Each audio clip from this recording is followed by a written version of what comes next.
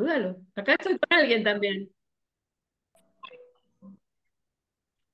Bueno, bienvenidos a todos. Bueno, y gracias por estar y a todos los que lo van a ver después, ¿no? Porque seguramente habrá muchos que se inscribieron y que no pueden estar, pero van a poder tener el video en acceso después.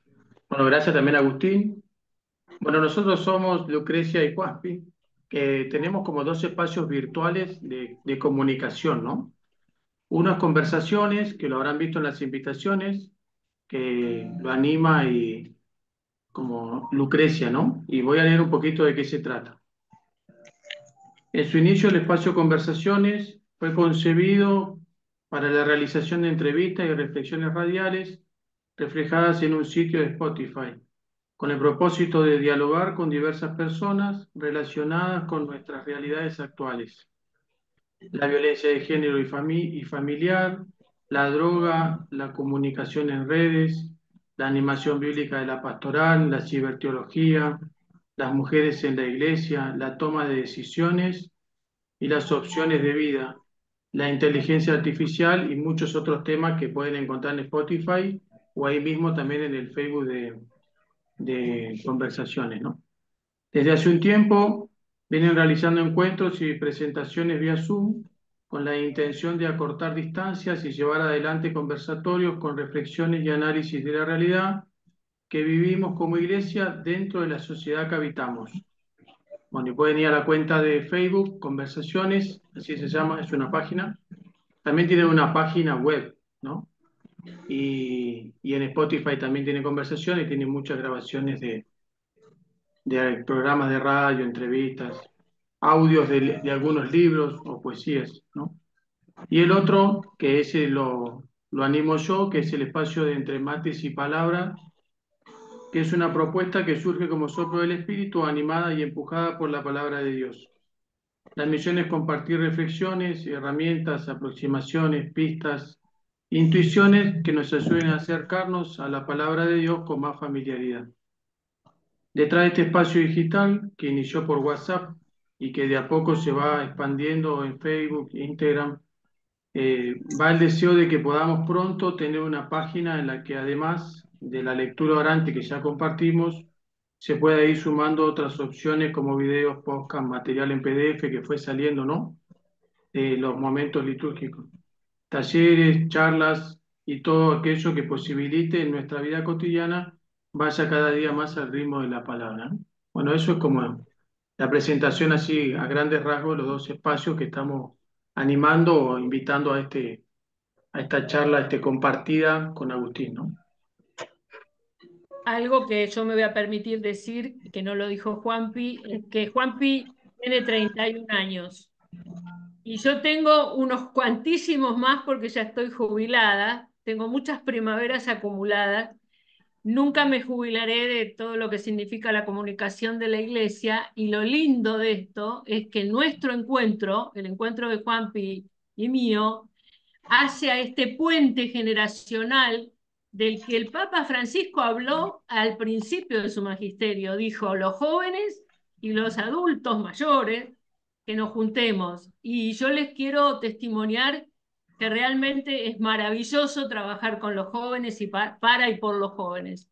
Y que realmente, además de lo que uno puede aportar a un joven, digamos, ya desde los años vividos, es impresionante lo que yo aprendo y lo que yo me nutro de esta relación y este intercambio y este compartir con un joven tan formado además como Juanpi. Así que yo siempre agradezco esta posibilidad que nos ha dado Dios y que siempre el Espíritu Santo es como que nos va juntando en distintas cosas, y decimos, che, lo hacemos, no lo hacemos, dale, metámosle, ¿no? Y le vamos metiendo mucha fuerza entre los dos. Así que eso es muy interesante del compartir estos dos espacios.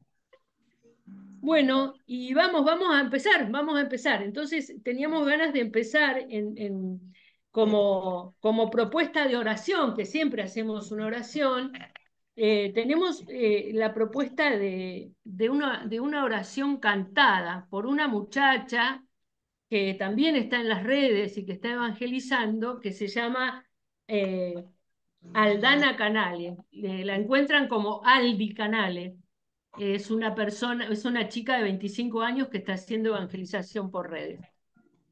Así que los invitamos a escuchar esta canción como oración, digamos, como poniéndonos en oración.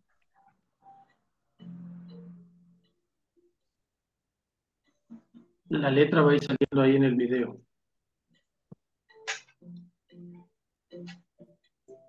¿Se ve? Sí.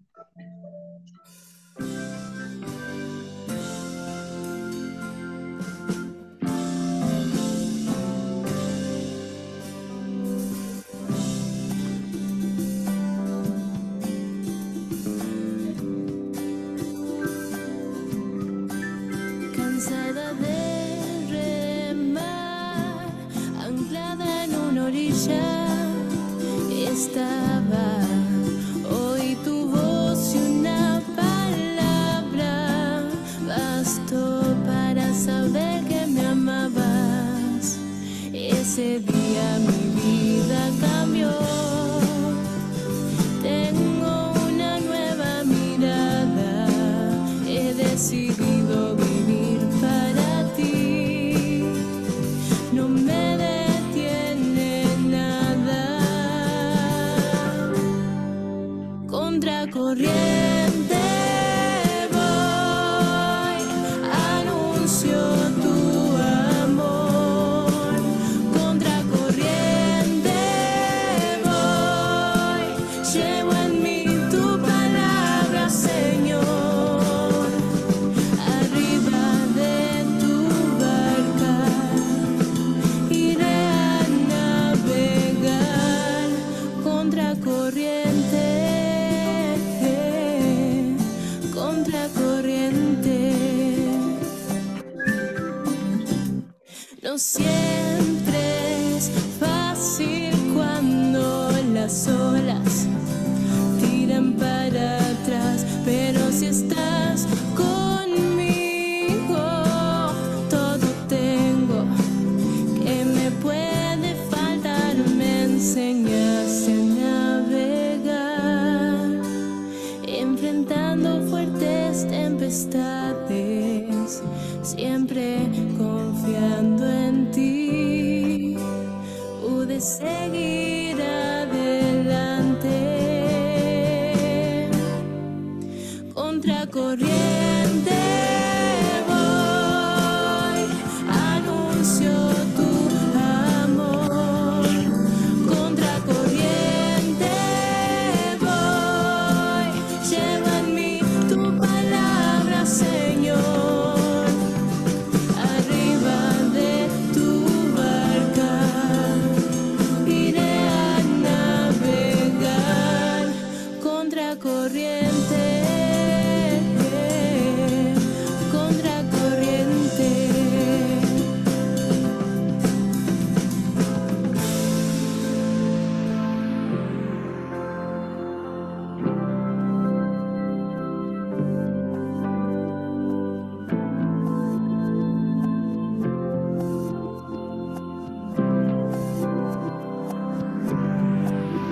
Y ahora te pido, no te rindas, el Señor está contigo.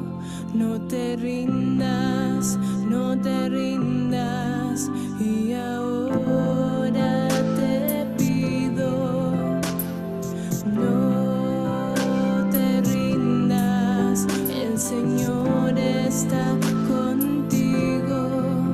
No te rindas, no te rindas. Y ahora te pido, no te rindas, el Señor está contigo.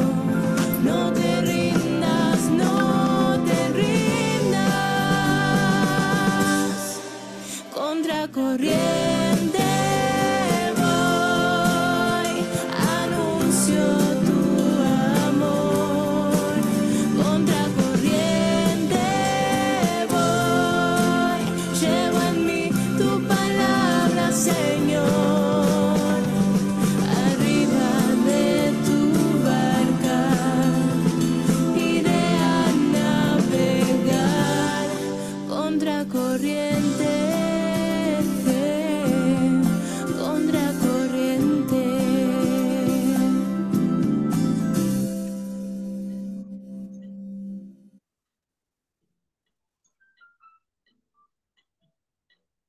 Estás en mudo, Lucas.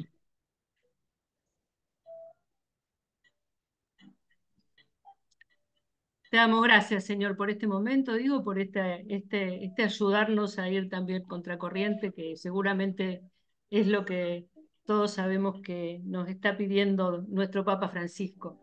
Así que para ir un poco más contracorriente, vamos a invitarlo a Agustín que comience su charla. Juanpi. Bueno, y antes de presentarlo, vuelvo a recordar que tengamos los micrófonos en silencio. Si surge alguna pregunta o la anotan o la pueden mandar en el chat para no olvidársela, que cuando él termine ahí hacemos todas las preguntas, ¿no? Bueno, Agustín Podestá nació en la ciudad autónoma de Buenos Aires, es laico, casado y tiene 2 hijos. Magíster en Teología con especialización en Historia de la Iglesia por la Universidad Católica Argentina y diplomado superior en Ecología Integral por la Red de Universidades para el Cuidado de la Casa Común. Docente e investigador en la Universidad de El Salvador, donde es titular de la cátedra extracurricular itinerante Laudato Si y de diversas cátedras y seminarios teológicos en grado y posgrado. También es director de la Diplomatura Superior en Historia de las Religiones y Espiritualidades en la Universidad de San Isidro y profesor de Historia de la Iglesia Moderna en el Instituto Padre Elizalde y es miembro de la Sociedad Argentina de Teología. Gracias, Agustín, todo tuyo. Bueno, muchas gracias, gracias por la invitación. Más que contento, más que feliz. Eh, Les decía, por ahí en algún momento aparecen los chicos, ahora están en el club, pero por ahí aparecen los niños en un rato. Tengo dos nenes, uno de 4 y una de 1, así que seguro en algún momento aparece, porque más les gusta, vieron que hay Zoom y les gusta venir a aparecer, entonces van a aparecer. Siempre digo, como yo soy el que trae el trabajo a casa, entonces no es que yo lo llevo al trabajo, sino que yo traigo el trabajo a casa, así que... eh, por ahí aparecen y saludan. Bueno, muchas gracias, gracias por la invitación. Para mí siempre es un placer, especialmente donde vemos gracias, especialmente donde vemos a los laicos comprometidos, queriendo formarnos, ¿no? Queriendo desarrollar y ser participación activa en la iglesia, un poco lo que vamos a hablar hoy. Así que para mí es un placer. Eh, mm, bueno, yo soy de hablar mucho. Así que sabrán disculparme, tengo vicios de docente. Entonces, en la primera parte voy a hablar un poco más yo, voy a extenderme un poco en la presentación y después hacemos un corte, ¿no? Y luego seguimos con preguntas y un poco más de diálogo. Trataré de no ir muy rápido y si voy muy rápido me dicen, sin problema. Me dicen, Agustín, Agustín, Agustín. Está yendo muy rápido, me perdí, colgué, me perdí, me quedé mirando cualquier otra cosa más importante, más interesante. Y volvemos, sin problema, no hay problema. La presentación después se la paso a Lucrecia, a Juanpi para que la compartan con todos. Así que no hay problema. Y también les mando algunos artículos, cosas que les puedan servir. Bueno, dicho esto, avanzamos, empezamos. Voy a compartir pantalla, yo uso siempre alguna presentación de Power como para ir guiando. Un poco la propuesta para hoy es hablar sobre el tema de la reforma y las reformas en la iglesia desde el magisterio del Papa Francisco. Compartir. Em, compartir. Em, bueno, me dedico al magisterio de Francisco, justamente la diplomatura esta que les comentaba que inicia mañana es sobre magisterio del Papa Francisco. Eh, o sea, es introducción a la teología, pero desde la perspectiva del Papa, del Magisterio de Francisco, porque es un tema que ha aparecido desde el inicio de su pontificado. Como bien antes decía Lucrecia, el tema del diálogo intergeneracional, especialmente entre jóvenes y adultos mayores, es un tema de preocupación de Francisco que vuelve una y otra vez. En Christus Vivit, por ejemplo, le dedica todo un capítulo al tema del diálogo intergeneracional. Eh, Bien, bueno, y ahí les comparto mi Instagram porque también estoy en redes, por eso conozco al Dan y demás, somos evangelizadores digitales, así que ahí estamos en Instagram como @hablemos de teología, los invito ahí. Bien, bueno, una palabra que aparece aquí con fuerza es, perdón, uy, perdón, hice macanas. Una palabra que aparece aquí con fuerza para dialogar hoy es el tema de la reforma. Eh, Algo que yo le hago, hay cosas en clase de yo doy clase de teología en varios lugares. ¿Se escucha, no? ¿Se escucha bien?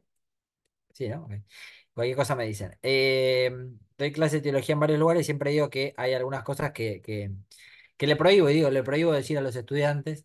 Una es sobre Biblia, los que acá entiendo que hay varios que estudian Biblia, así que lo sabrán, que es la Biblia lo dice, ¿no? Esa gente que dice, ah, pero acá la Biblia dice tal cosa, prohibido, ¿no? Por lo menos en la interpretación católica está prohibido decir eso, ¿no? En todo caso, usted interpreta tal cosa por determinada cuestión, ¿no? Pero la Biblia no dice de por sí nada, ¿no? Sino que hay que hacer un acto interpretativo. Y de hecho por eso tenemos problemas, porque, ¿no? Porque todos dicen interpretar la Biblia, ¿no? Eh, bueno, una de las cosas que prohíbo es esto, ¿no? La Biblia lo dice, no, la Biblia dice. Y lo otro que prohíbo decir, que sí nos importa para la clase de hoy, para el encuentro de hoy, es siempre fue así, ¿no? La iglesia siempre fue así. ¿No? Que está como instalado esto, lamentablemente, en nuestras comunidades y demás. Bueno, la iglesia siempre fue así. Bueno, no, no. La iglesia no siempre fue así. Como me presentaron al principio, me dedico a la historia de la iglesia. Entonces, desde la historia, esto es un argumento fácil de rebatir, ¿no? Lo que pasa es que como nos hemos criado, ¿no? Y nuestra vida, nuestros, no sé, el tiempo de vida que pasamos por la iglesia parece ser siempre la misma porque cambia muy de a poco, entonces creemos que nuestro parámetro de vida es el parámetro de la iglesia en toda su historia. La iglesia lleva 2000 años y ha cambiado muchísimo a lo largo de la historia, ¿no? Lo que pasa es que, claro, en nuestra parroquia siempre hicieron las cosas así, la experiencia que tengo de iglesia es la de mi vida, bueno, mi corta vida no es experiencia fundamental para decir que la iglesia siempre fue así, ¿no? Entonces, no, ciertamente no, ¿no? Hubo otras formas de ser iglesia en la historia. Hola, Juanchi, mira, hablando de Roma. ¿Te saluda? Saluda. Hola. Hola, sí. Bueno. En este sentido, está mostrando la chaqueta que tiene de Paw Patrol. La chaqueta de Paw Patrol. Gracias, Juanchi. ¿Te fue bien en cosa? ¿En el club? Te llama, ¿la que te llama? Em, Perdón, pero esto es así. Bien. Entonces esto, ¿no? La iglesia siempre fue así. Bueno, no, ¿no? Una de las primeras cosas que tenemos que cambiar es esta idea, ¿no? La iglesia no siempre fue así. De hecho, desde principios del primer milenio, del segundo milenio, perdón, el principio del segundo milenio, no estoy diciendo hace 20 años atrás, 30 años atrás, del Concilio Vaticano II para acá, estoy diciendo hace prácticamente 1000 años, que la expresión de la reforma, de que hay que reformar la iglesia, aparece ya desde el siglo XI con seguridad, ¿no? Aparece en los concilios. Los concilios a partir del siglo XI empiezan a sostener que hay que reformar la iglesia. No se entiende muy bien qué, ¿no? Y en distintos concilios se va debatiendo de distintas formas, pero aparece explícita el deseo de los concilios de reformar la iglesia y como objetivo, ¿no? De hecho, conocemos a la Iglesia como Ecclesia Semper Reformanda, es decir, en el espíritu del Vaticano II. Es claro que la Iglesia tiene que estar en permanente reforma. Vieron que la palabra reforma es una palabra que da miedo, ¿no? Reformar, reformador, no hay que reformar, bueno, parece que es una palabra de progre, reformar. Sin embargo, como estamos mostrando, la reforma es parte constitutiva de la Iglesia, es decir, reformarse permanentemente. Lo que tenemos que ver es qué reforma, cómo se reforma y qué es lo que vamos a reformar, ¿no? De contenido y de forma, ¿no? ¿De qué se trata esta reforma?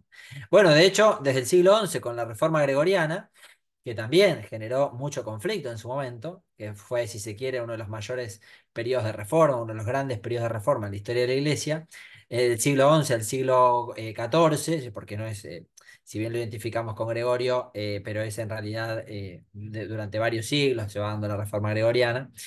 Vemos que la historia de la iglesia, sobre todo el segundo milenio, va hacia procesos de reforma muy grandes, ¿no? Desde la reforma gregoriana, como decía, los conflictos papales, un centralismo del papado, que antes no era así, ¿no? Porque también, ¿no? Nuestra imagen, sobre todo preconciliar, del preconcilio Vaticano II, una iglesia donde el papa tiene una figura central, antes no era así, el papa en el primer milenio era una figura muy diferente, el papado era una figura muy diferente, el papado se va consolidando como hoy lo conocemos. Ah, pero el papado siempre fue así. No, no, no, no. El papado, como lo hemos experimentado hasta Francisco, es de hace 2 o 3 siglos para acá, 4 siglos, ¿no? Antes el papado o el obispo de Roma era muy diferente su figura en la historia en la Iglesia Universal. Bueno, las reformas protestantes también, si alguno conoce de historia, ¿no? Y le suena la reforma, las iglesias de la reforma, ¿no? La reforma protestante, la contrarreforma, la reforma católica, Trento, y ciertamente el Concilio Vaticano II, ¿no? En este sentido, del Concilio Vaticano II al Papa Francisco, tenemos un arco, ¿no? Del Vaticano II al Papa Francisco, ¿no? Entonces, si uno quiere entender las reformas del Papa Francisco, hay que ir al Concilio Vaticano II, ¿no? Especialmente a Juan XXIII y sobre todo a Pablo VI. De hecho, a Francisco le han preguntado durante estos 10 años si tenía pensado llamar a un tercer concilio ecuménico, Vaticano, ¿no? Y Francisco contestó, no, no hace falta, ¿no? Está todo en el Vaticano II. Es decir, no hace falta, ¿no? Esta idea de que siempre eh, los católicos pecamos, pecamos muchas cosas, los católicos, pero una de las cosas que pecamos como católicos, quiero decir, es en querer siempre estar refundando, ¿no? En vez de reformar las estructuras que ya existen, queremos refundar, ¿no? Queremos fundar algo nuevo. Entonces, que para mañana quiero hacer un grupo nuevo, quiero hacer algo nuevo, y nos desencarnamos de la historia, ¿no? Que es lo propiamente rico de nuestra tradición, ¿no? La tradición con mayúscula es el anclaje en la historia. En todo caso, reformemos las estructuras que existen, ¿no? Para orientarlas a un nuevo sentido. Por eso, fíjense, el último punto, hablamos de una reforma permanente con raíz en el Evangelio, en clave misionera, pastoral y sinodal. No se trata de hacer algo nuevo, no se trata de hacer borrón y cuenta nueva, ¿no? Acá si se quiere, distingo por ahí, es un juego de palabras, pero que nos puede servir, ¿no? Entre algo nuevo y la novedad, ¿no? Podemos jugar un poco con las palabras en español, ¿no? No se trata de hacer algo nuevo, se trata de hacer algo novedoso. Se trata de vivenciar la tradición de la Iglesia a raíz del diálogo con el mundo actual, que ciertamente es muy distinto al de hace 50 años atrás con el Vaticano II, que ciertamente es muy distinto al del Concilio de Trento, al del Concilio Vaticano I. Son contextos distintos. Entonces, hacer como este juego, ¿no? Como esta apuesta, ¿no? Por reformar en lo novedoso, ¿no?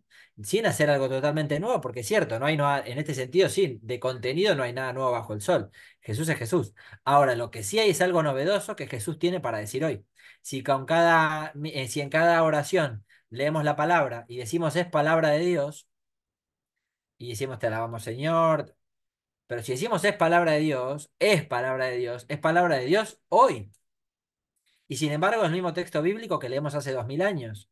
Entonces, ¿es un texto nuevo o la palabra de Dios es novedosa para nosotros hoy? ¿Se entiende la diferencia, no? Porque si decimos es palabra de Dios y en cada misa confesamos que lo que se acaba de leer es palabra de Dios, significa que Dios habla hoy. Es decir, Dios está queriéndonos decir algo hoy para la iglesia hoy, ¿no? Que ciertamente es muy distinta. Por eso Francisco distingue. Fíjense que esto, ¿no? Vieron que a veces se habla de progres y conservadores o de progres y tradicionalistas en la iglesia, ¿no? A mí no me gusta la palabra tradicionalista para los que son más conservadores. ¿Por qué? Porque tradición somos todos. Todos somos tradicionalistas en la iglesia porque todos nos anclamos en la tradición. En todo caso, dice Francisco, esto lo dice Francisco, ¿no? Dice, son indietristas, ¿no? Viniendo de la palabra indietro, de la expresión indietro en italiano, ¿no? Es decir, quieren ir para atrás. O sea, quieren caminar para atrás, ¿se entiende, no? Hay una expresión muy linda que a mí me gusta mucho, que viene del judaísmo, de nuestra raíz judeocristiana, que es que tanto los judíos y en este caso los católicos, caminamos para adelante mirando hacia atrás. Caminamos para adelante mirando hacia atrás. Es decir, sabemos que queremos caminar para adelante porque caminamos hoy en el mundo, pero siempre mirando a las raíces, a la tradición. Hay gente que no quiere caminar hacia adelante, quiere mirar para atrás para caminar para atrás. Bueno, así la iglesia nunca puede, ¿no? Dialogar con el mundo hoy, porque se aferra a tradiciones que hasta en su momento inclusive fueron bastante tildadas de progres, ¿no? Y por ejemplo está el temas escabrosos, como la misa en latín, por ejemplo, ¿no? También en su momento fue un tema muy debatido y era de progre la misa en latín, y fue todo un drama el tema no es tema de nuestra charla de hoy, ¿no? Pero cuando se discutió el tema de la misa tridentina, famosa que no es tridentina, bueno, no importa.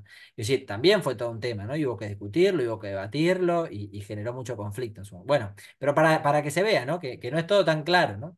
Y sobre todo el tema del magisterio, que me parece también importante, que en el magisterio tampoco es todo tan claro, ¿no? No es que es todo blanco-negro, ¿no? Eh, a veces el magisterio actúa de esa forma, blanco-negro, pero en general no. En general, el magisterio, más que la función de enseñar al estilo Docens, al estilo de uno habla, el otro se calla, es más bien pedagógico, ¿no? Acompaña en el proceso. Bien, en este sentido, entonces hablamos de reforma de una forma amplia. Y esto vamos a hablar de una doble forma de la reforma, vamos a hablar de reforma pastoral y de reforma sinodal, ¿no? En Francisco, la reforma, el magisterio de Francisco, la reforma la vamos a entender de una doble forma, ¿no? De una forma pastoral y de una forma sinodal. La reforma pastoral viene establecida, y yo diría invitada a leer, en el documento Evangelii Gaudium, que es el primer gran documento del Papa Francisco, que realmente los invito a leerlo, y si la han leído, los invito a releerlo, porque es un texto que ahora el año pasado, cuando fueron los 10 años, lo releí, Evangelii Gaudium completo, y dije, ah, pero acá Francisco dijo lo que iba a hacer, ¿no? O sea, hace 10 años atrás, Francisco dijo lo que iba a hacer. Está bien, con cambios, con modificaciones a lo largo de estos 10 años, pero quiero decir, tiene una riqueza que no pierde, ¿no? Que Evangelii Gaudium no pierde. Entonces Francisco allí en el 2013 decía, ya desde el principio del documento, que se trata de un anuncio renovado para ofrecer a los creyentes. Dice, también a los tibios o no practicantes, una nueva alegría en la fe y una fecundidad evangelizadora. Dice, en realidad, estoy leyendo, ¿no? Su centro y esencia es siempre el mismo. Es Dios que manifestó su amor inmenso en Cristo muerto y resucitado. Sin embargo, Él hace a los fieles siempre nuevos, aunque sean ancianos, ¿no? Renovará, bueno, cita la escritura, Él es siempre joven y fuente de constante novedad. Fíjense la diferencia, ¿no? El mensaje no es nuevo. El mensaje de Jesús tiene 2000 años. Sin embargo, es siempre novedoso. Lo que tiene para decirnos es siempre novedoso. Por eso dice, perdón, por eso dice, una de las claves, yo digo que el magisterio Francisco tiene 5 o 6 claves fundamentales como columnas que hay que entender para acercarse al magisterio Francisco. Una de ellas es haber recordado, digo, no es que se borró, pero sí pareciera que un poco se olvidó que el nombre de Dios es misericordia, ¿no? Nos hemos olvidado un poco de esta noción, ¿no? Sobre todo una iglesia que busca más el cumplimiento, al estilo del fariseísmo que Jesús tanto critica. Fíjense que el problema de Jesús con los fariseos es la noción de misericordia. Lo que ellos no comprenden es la noción de misericordia. Hoy también nos pasa, ¿no? En buena medida en nuestra sociedad tan exitista, ¿no? Meritocrática, también, ¿no? Hoy lo que sería para hablar largo y tendido, pero a mí me parece que hoy uno de los grandes temas por los cuales se le pega tanto a Francisco, tanto dentro como fuera de la iglesia, es por el tema de la misericordia. Es porque Francisco recuerda que Dios es misericordia, no es cumplimiento, ¿no? Sino misericordia. Misericordia quiero y no sacrificios. Lo que Jesús se pelea con los fariseos. En el fondo la meritocracia es fuertemente fariseísta. Entonces cuando uno dice, pero el amor de Dios es misericordia, ¿no? Es amor donado, no merecido. Bueno, choca, ¿no? Porque en una sociedad donde tu esfuerzo, donde vos te salvás, donde vos sos el promotor de tu salvación, autoayuda, autosuperación, auto, ¿no? Yo. La noción de misericordia destruye, ¿no? Destruye, no tira por la borda toda esa noción, ¿no? Porque en la misericordia todo es gracia. Todo es Dios, todo es don de Dios. Y todo es perdón de Dios. ¿Cómo lo va a perdonar a este, ¿no? El hijo mayor de la parábola del Padre Misericordioso, el hijo pródigo, ¿no? ¿Cómo lo perdonas a este? ¿Cómo hace fiesta con este, ¿no? Ubica, ¿no? La parábola del Padre Misericordioso, el hijo pródigo, ¿no? Mal llamada hijo pródigo, ¿no? Una visión muy meritocrática la llama hijo pródigo. En cambio, si uno lee el texto, dice, el protagonista no es el hijo, ¿no? El protagonista es el padre. Y tiene un conflicto fraternal, un conflicto en la fraternidad, ¿no? En la filiación, la paternidad y la fraternidad, ¿no? ¿Cómo a este le haces fiesta? Y yo que estoy siempre y que hago todo lo que me mandás, ¿por qué a mí no me hace fiesta? ¿Por qué a mí no me hace el cordero? Ah, es un problema enorme, porque el hermano mayor es fuertemente meritocrático, el hermano mayor es la lógica del cumplimiento, la lógica con la que Jesús se pelea, ¿no? Yo siempre hago todo lo que me decís, yo siempre obedezco todo lo que vos me decís. Bueno, perdón, me fui, me gusta irme un poquito, perdón.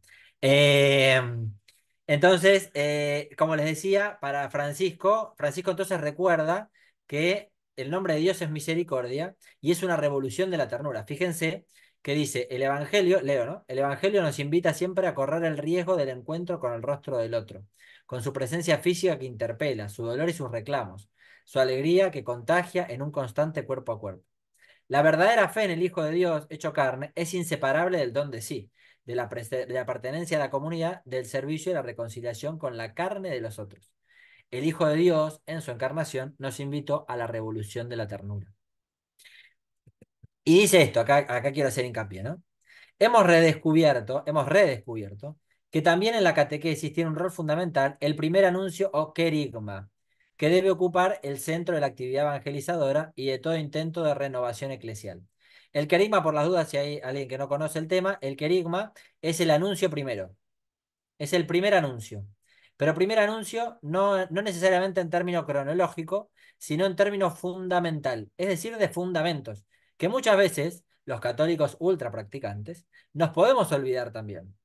Tanto amó Dios al mundo que entregó a su Hijo para salvarlo. Evangelio de Juan. Pedro, los discípulos, en los Hechos de los Apóstoles, ¿no? Dios, llegado el tiempo propicio, envió a su Hijo para la salvación de todos, murió en la cruz, al tercer día resucitó. Ese es el contenido fundamental de la fe. Muchas veces cuando alguien se quiere acercar a la iglesia, no, este está en pecado, este está en situación irregular, este no tomó los sacramentos, este no, este anda ¿no? Este anda chuchillando por ahí, este. Entonces buscamos ponerle pesadas cargas, ¿no? Pesados yugos a la gente cuando se acerca. Por eso Francisco recuerda que la iglesia es hospital de campaña, la iglesia es hospital de guerra. Yo no le pregunto, no le hago análisis de sangre al que viene con la pierna malherida, con una fractura expuesta. El médico de guerra no le hace un análisis de glucemia antes de arreglarle la pierna. Primero le arregla la herida, primero sana las heridas. Después iremos en un camino progresivo, buscando la forma de ir perfeccionando y modificando el camino de la fe. Pero la iglesia primero tiene que acoger, recibir, ser misericordiosa, porque el Padre fue misericordioso con el hijo que lo mató, con el hijo menor, que en la parábola del Padre misericordioso lo mata al pedirle la herencia, ¿no? Es decir, hizo parricidio el hijo menor, ¿no? Y sin embargo el Padre, antes de que el hijo pida perdón, lo abraza y lo restituye como hijo. Es decir, la iglesia tiene que hacer lo mismo. Después vendrá el proceso pedagógico por el cual vamos incorporando a la persona en la fe, ¿no? Pero no podemos ser nosotros frontera, ¿no? Por eso dice Francisco que los sacramentos no sean frontera, ¿no? O sea, aduana, ¿no? A ver quién pasa, quién no, ¿no? A ver a quién le doy la comunión y a quién no. A usted se la merece, usted no se la merece, ¿no? Bueno, salir de esa lógica, ¿no?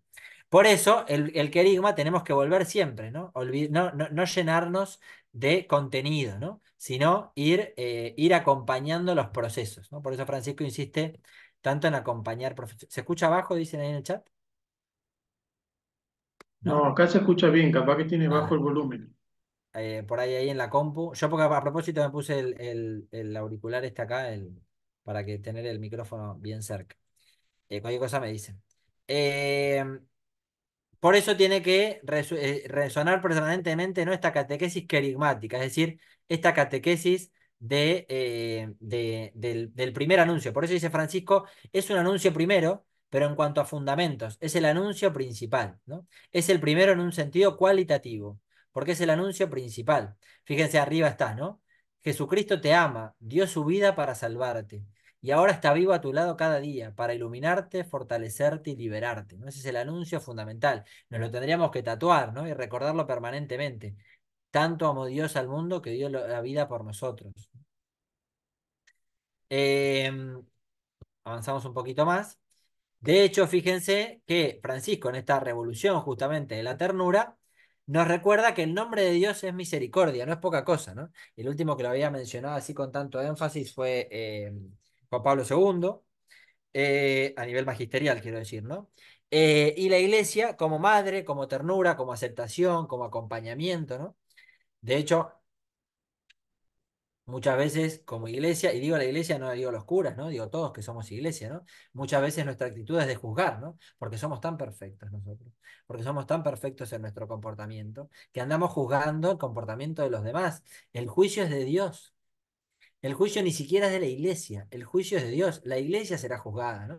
Todos nosotros seremos juzgados, pero el que realiza el juicio es Dios, y es un juicio bastante particular. No tenemos tiempo para hablarlo ahora, pero es un juicio entre Dios y las personas, ¿no? No entre Dios, yo y el otro, ¿no? Yo no intervengo en el juicio, ¿no?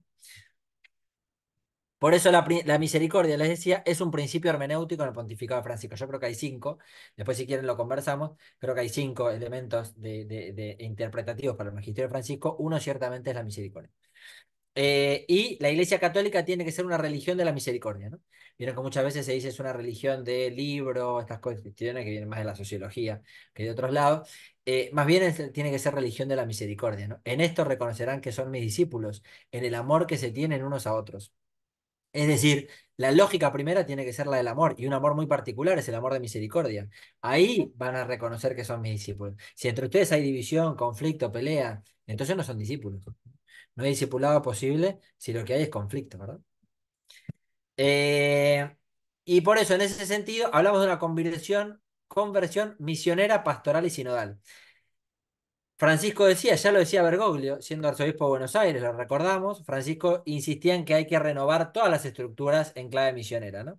Recuerdo aquí de joven, en la marcha de Corpus Christi, ¿no? Diciendo, si los grupos de la parroquia no están convertidos en clave misionera, destrúyanlos, decía, ¿no? Destrúyanlos, háganlos de vuelta, ¿no?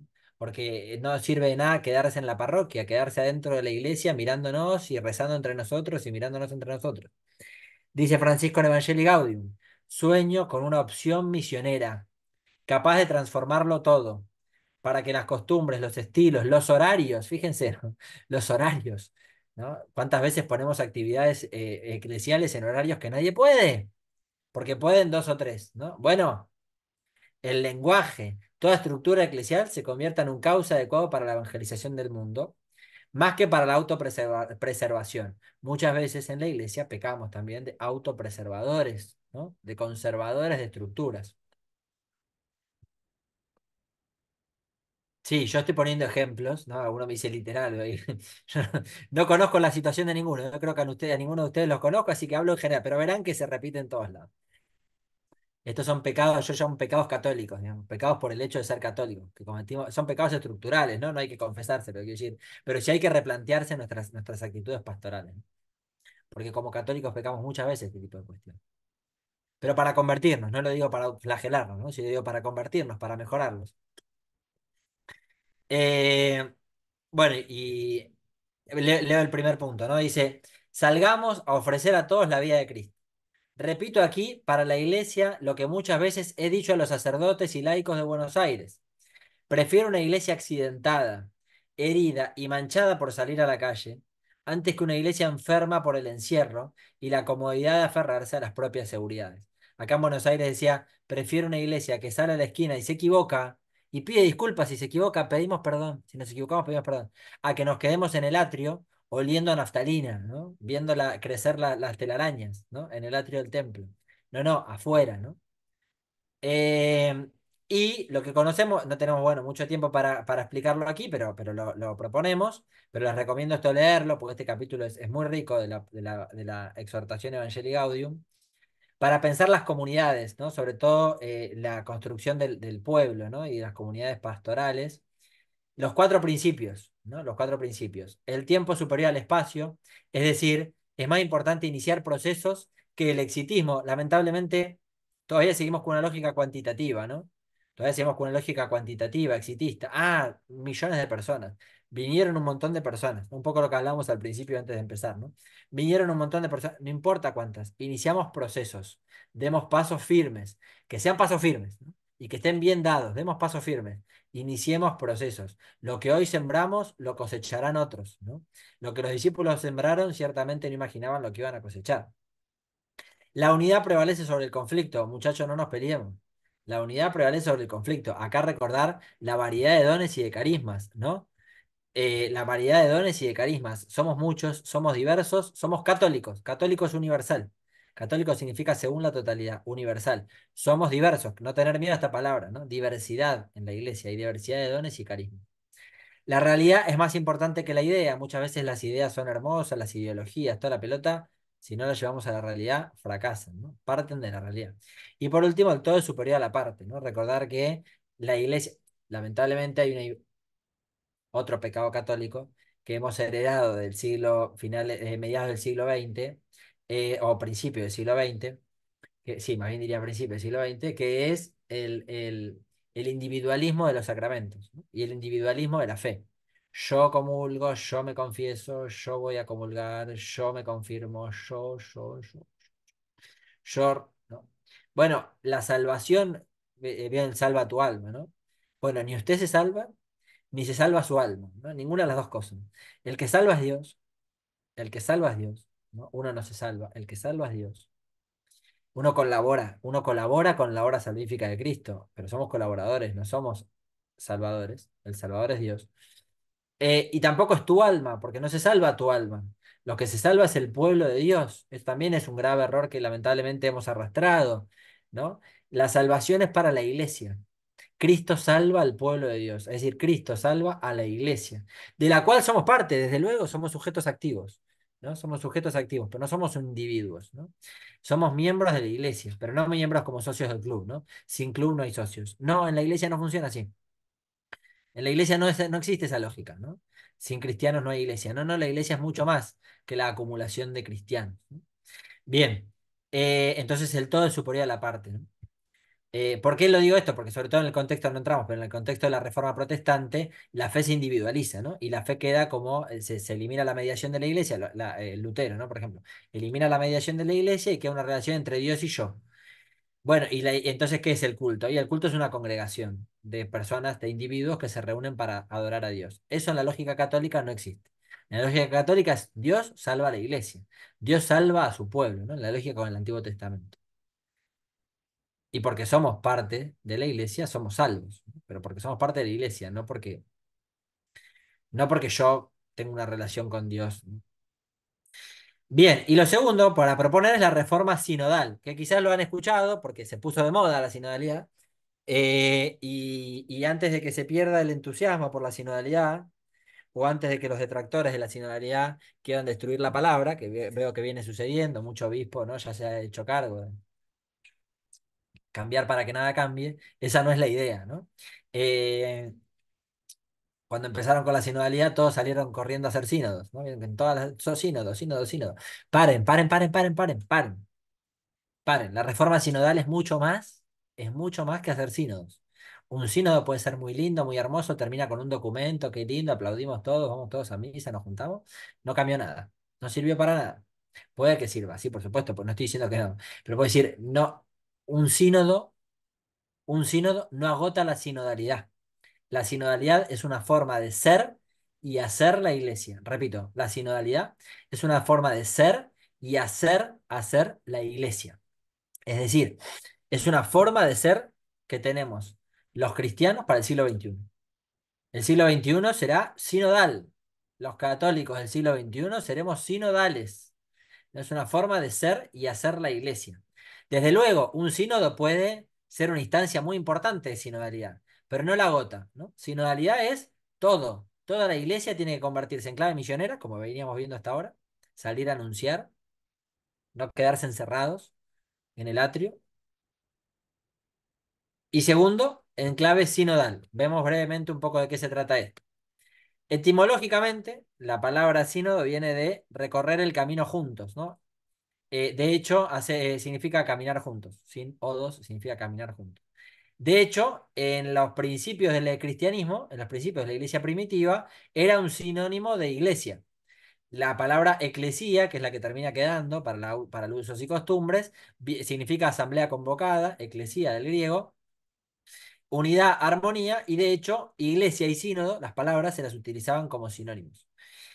Lo que pasa es que propiamente se empezó a dejar la palabra eclesía, iglesia, para la congregación, para el grupo convocado, y la palabra sínodo se la relegó para los sínodos, es decir, para las reuniones específicas de eclesiásticos, de obispos o de laicos para una cuestión particular. Por eso sínodo es una nota constitutiva del ser iglesia. La iglesia es, recordamos, ¿no? Una santa católica y apostólica. La iglesia, ¿no? Es una santa católica y apostólica. Ahí hay un tema, si agregamos sinodal o no, ahí se discute, ¿no? O sea, es una santa católica, apostólica y sinodal, o si más bien utilizamos la categoría sinodal de forma transversal, ¿no? Y la iglesia es una santa católica y apostólica, todas ellas sinodales.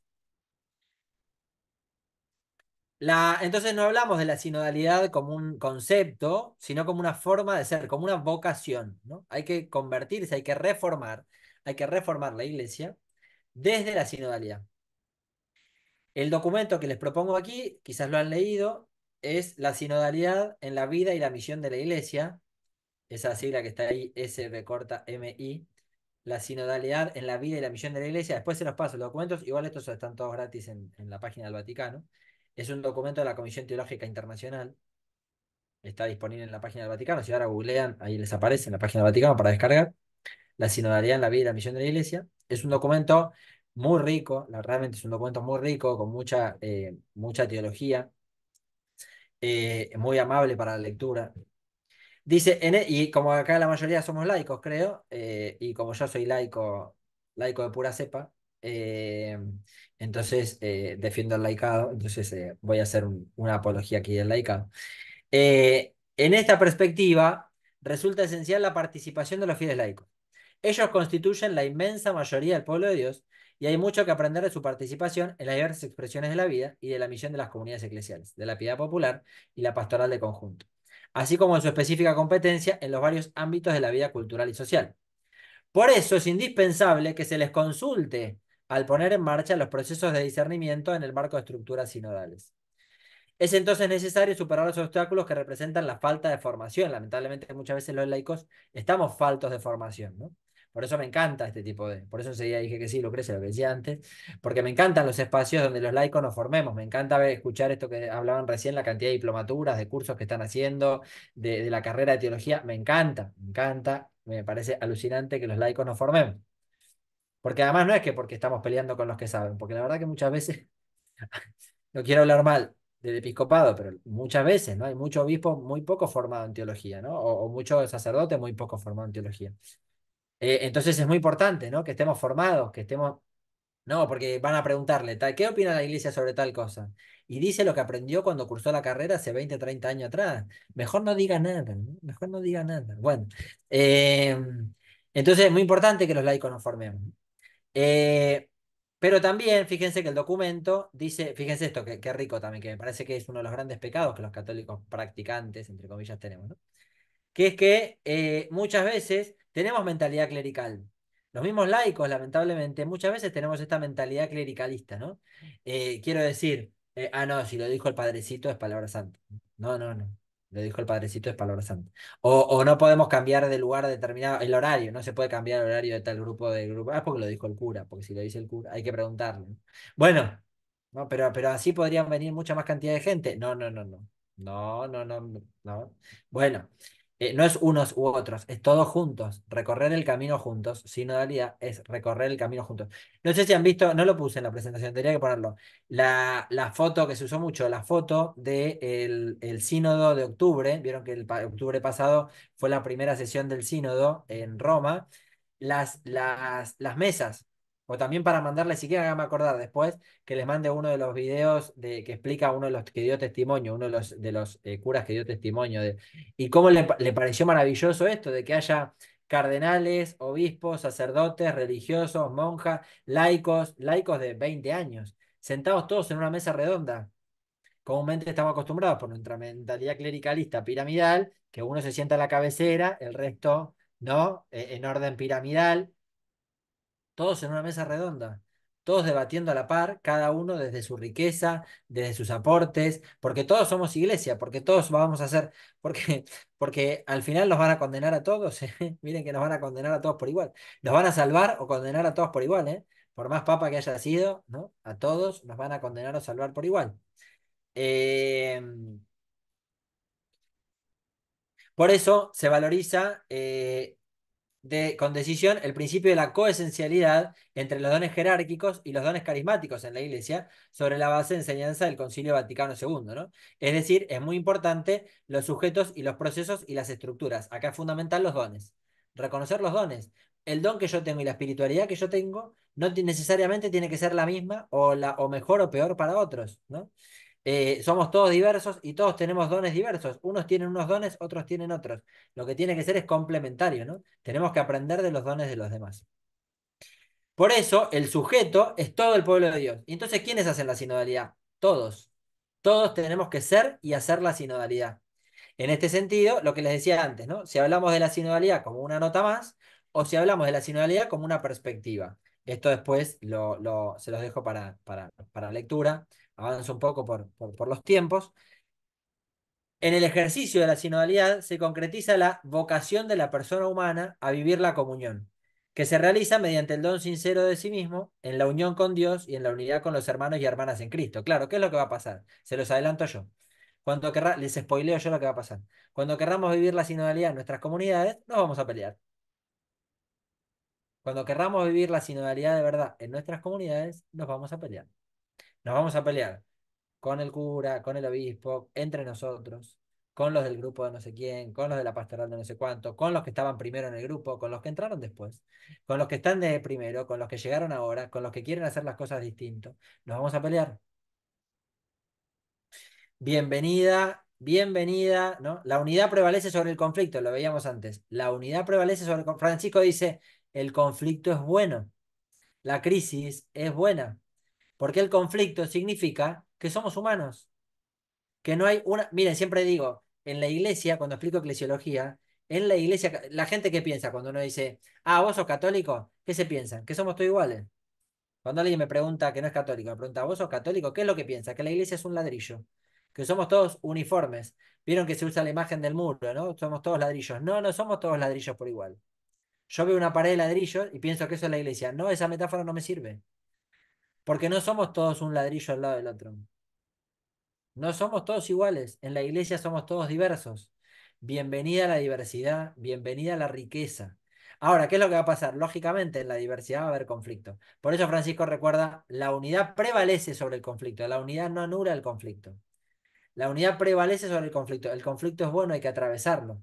Y fíjense que uno diría, bueno, entonces la sinodalidad es hacer consensos.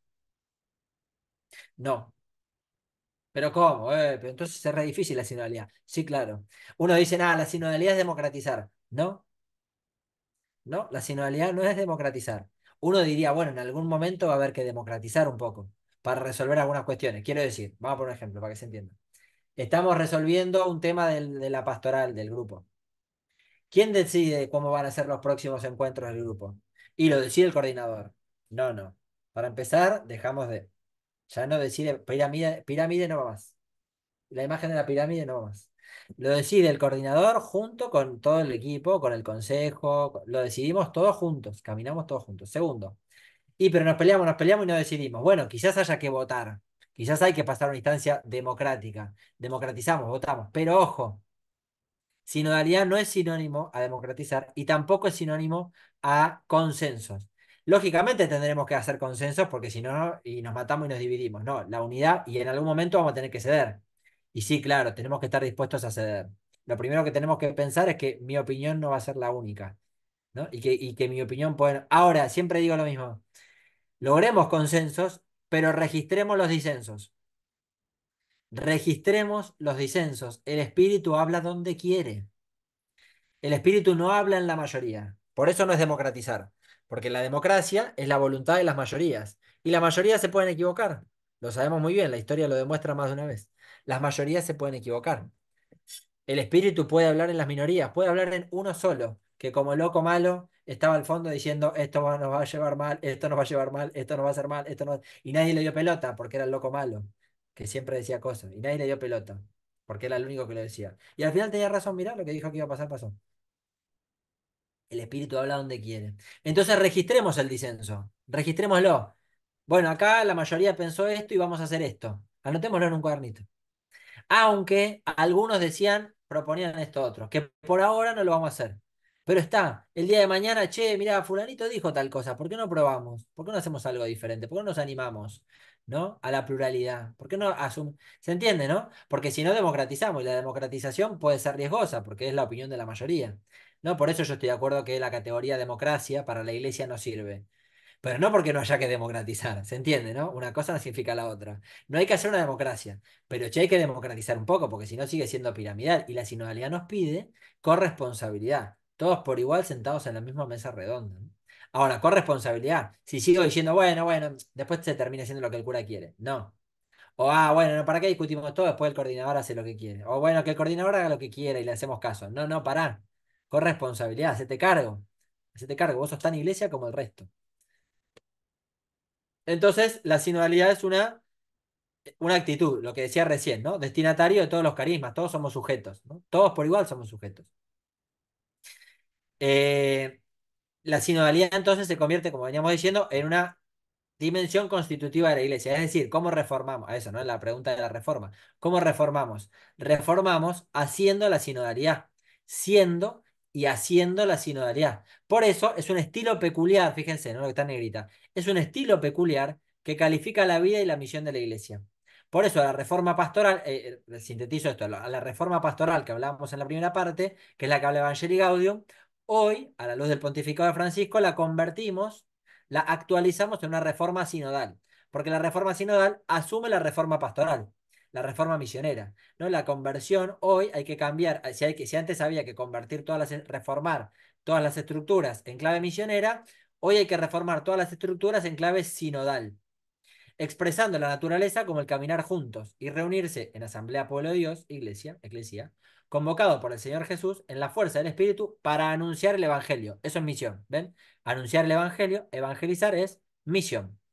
Debe expresarse en el modo ordinario de vivir y obrar en la Iglesia, mediante la escucha de la comunitaria de la palabra, la celebración de la Eucaristía, el centro sigue siendo la Eucaristía, la fraternidad.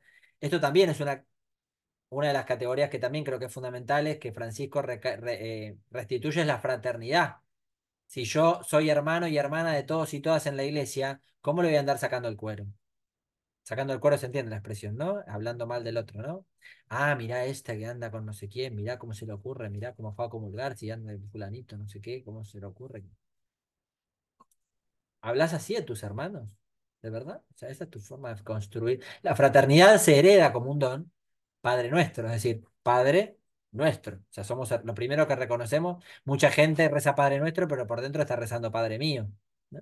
Porque el nuestro cuesta. La fraternidad es un don de Dios que hay que construir, que tenemos que construir todos los días, ¿no? Hay que trabajar todos los días para reconstruir los lazos de la fraternidad.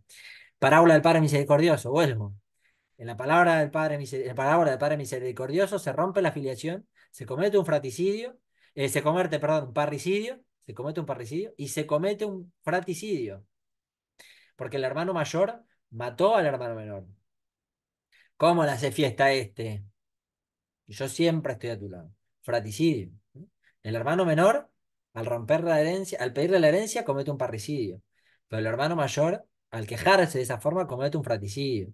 Entonces hay que reconstruir, ¿no? Hay que reconstruir la fraternidad. Y la corresponsabilidad y participación de todo el pueblo de Dios en sus diferentes niveles, en la distinción de diversos ministerios y roles en su vida y su misión.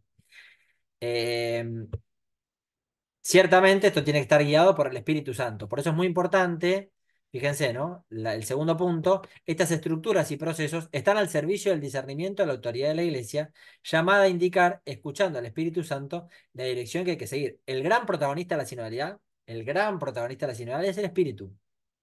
El Espíritu guía a la Iglesia a donde quiere. ¿Qué ha pasado? Más de una vez en la historia de la Iglesia le hemos cerrado la ventana al Espíritu. No, no, que no entre. Le cerramos la puerta, lo dejamos fuera el espíritu y resolvemos por eso Juan 23, astuto, cuando llama al Concilio Vaticano II, dice, hay que abrir la ventana para que entre del espíritu. Es fuertísimo lo que está diciendo. Es una metáfora, ay, qué lindo, el aire del espíritu. Es fuertísimo lo que está diciendo. Lo que está diciendo es durante mucho tiempo tuvimos la ventana cerrada, ¿no? Y el aire se vicia, ¿no? El aire, si tenemos todo cerrado, el aire se vicia, ¿no? Cuesta respirar, es nuestro propio aire el que estamos respirando, ¿no? Y no el aire renovador del Espíritu, ¿no? El que renueva todas las cosas es el Espíritu Santo, ¿no? El que hace nuevas todas las cosas es el Espíritu. Abramos la ventana todo el tiempo, dejémosla abierta. Más vale tener un poco de frío, pero que sea el Espíritu el que nos guíe, ¿no? Bueno, el tema del laicado lo veníamos diciendo, no, no lo volvemos, ahí lo dejo para que después lo puedan leer. Y bueno, conclusiones entonces, ¿de qué se trata, no? El pueblo de Dios es el sujeto de la sinodalidad. Pueblo de Dios, recordamos, en categoría del Vaticano II, el pueblo de Dios es la iglesia, ¿no? La iglesia es pueblo de Dios que peregrina en la tierra, Lumen Gentium. Constitución Apostólica Lumen Gentium, el pueblo de Dios es el sujeto de la sinodalidad. Pueblo de Dios es la iglesia, ¿no? Sinónimo de la iglesia. Es la palabra que hoy más se utiliza, ¿no? La categoría que viene del Antiguo Testamento, ¿no? El pueblo de Dios que Dios elige, ¿no? Ustedes serán mi pueblo y yo seré su Dios. La alianza que hace Dios con el pueblo de Israel. Los procesos implican un discernimiento comunitario y apostólico. Claro, implica discernimiento. Y el discernimiento es trabajo. Ah, que lo decía tal y todos le hacemos caso. No, no. A partir de ahora no hay más fulanito decide. A partir de ahora no es lo que fulanito quiera lo hacemos. No, no, a partir de ahora es lo que todos nos sentamos a hacer. Y pero yo no tengo tiempo. Entonces estamos en la lógica de Dios y yo. Voy a comulgar rápido para cumplir. ¿No? Voy a comulgar el domingo y cumplo con el precepto, cumplo. ¿No? Y voy al grupo para que no me hablen más. ¿No? Es decir, cumplo. No estoy entregado verdaderamente a la iglesia que hoy me demanda, hoy me exige discernimiento comunitario y apostólico. Y ciertamente es una invitación a la apertura, a la escucha y a la acción. A partir de ahora hay que abrirse. Por eso dice Francisco, en un diálogo es más importante escuchar que hablar. No está diciendo que no hay que hablar, ¿eh? Porque si no es un monólogo. Hay que hablar. Pero es más importante escuchar que hablar. Y pero si los dos escuchamos, pero puede ser que en el tema de la escucha tenga que cambiar mis posturas. Ahí está el tema de la conversación espiritual, que es un método, está bastante bien, funciona, tiene sus limitaciones, pero puede servir. Cuando uno quiere empezar a trabajar la sinodalidad en una parroquia o algo, en un grupo, donde estos temas no se han trabajado, y eso, un buen método es la conversación espiritual. Yo creo que tiene algunas cuestiones que quedan como a medio camino, pero para empezar está buenísimo. Y se lo súper recomiendo. Si quieren, después les puedo mandar material a Lucrecia si me hacen acordar. Les mando material sencillito para trabajar tipo así, gráfico sencillo. ¿Cuáles son los pasos? Para empezar, por lo menos para tener una guía para decir, ¿y dónde empezamos con la sinodalidad? ¿Qué hacemos? Hay guías armadas para empezar a trabajar el tema de la conversión espiritual, por lo menos para empezar, ¿no? Y romper un poco con la lógica de los monólogos, ¿no? Que uno habla y los demás escuchan, que es todo bien piramidal. Y por último, la renovación de estructuras en perspectiva misionera, lo que decíamos, ¿no? Y acá entra todo. Acá entra todo, lo doctrinal, la comunicación, la autoridad, el reconocimiento de los más postergados. Aquí en la renovación entra todo. Y realmente entra todo, ¿eh? Yo estoy estudiando ahora la sinodalidad en la universidad, por ejemplo, ¿no? En la universidad, que la universidad, ¿no? Bien sabemos que los ámbitos universitarios, los ámbitos, bueno, en el derecho ni hablar, ¿no? En el Poder Judicial, es decir, son todavía resabios de la Edad Media que han quedado estrictamente piramidales y que hoy habrá que repensarlos a la lógica de la sinodalidad. Eh, bueno, el Poder Judicial ni hablar, ¿no? Los jueces, todas estas cuestiones. Terriblemente medievalista, ¿no? Que funcionó muy bien en su contexto, hoy ya no va.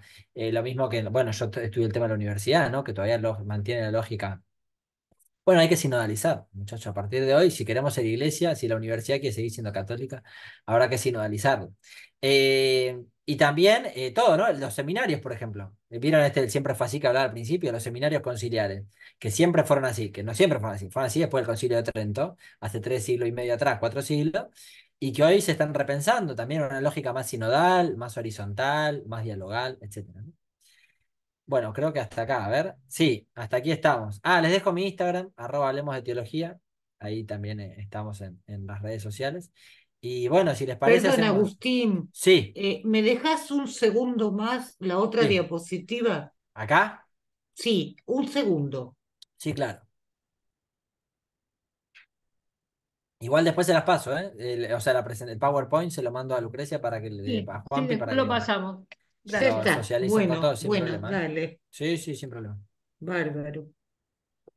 Bien, bueno, como les parezca entonces, si quieren hacemos unos minutos de Lucrecia, Juanpi, ustedes guían. Bueno, como tengan ganas los que se han ido, hay algunos que se han ido por temas de tiempo, pero si están dispuestos a seguir un ratito más, planteamos unos minutitos para calentar la pava, bueno, la pava eléctrica, no sé, la que tengan ustedes. Si quieren tomar un mate, tomar algo, ir al baño, lo que sea, unos minutos y retomamos para hacer algunas preguntas. ¿Les parece bien? Sí, y ahí surgieron cosas muy lindas en el chat. Sí, Sí, también por podemos eso, comentar. Sí, sí. por eso. ¿Cuánto tiempito nos tomamos? ¿Cinco? ¿5 minutos? Bien. Sí, No bárbaro. más. Ir al Dale, baño, buscar el mate, ¿no? dale, listo. Gracias. Pone música, Juanpi, mientras.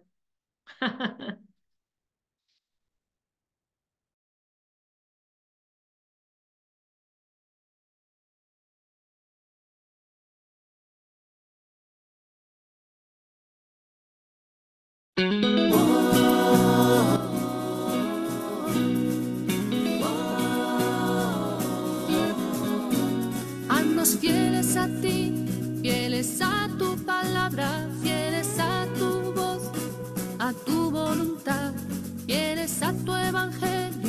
a la buena noticia, haznos fieles como eres tú.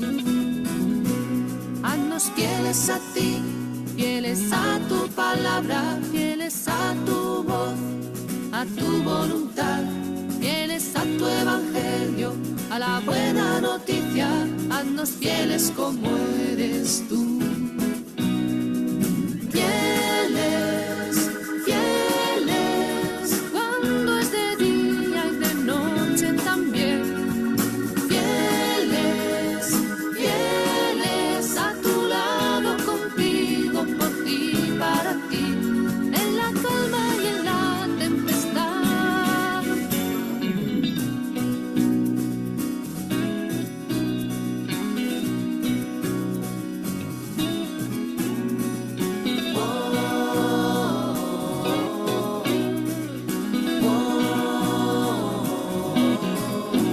Haznos fieles al sur, fieles a los pequeños, fieles en la lucha por un mundo mejor, fieles a los pobres, a los excluidos, haznos fieles como eres tú.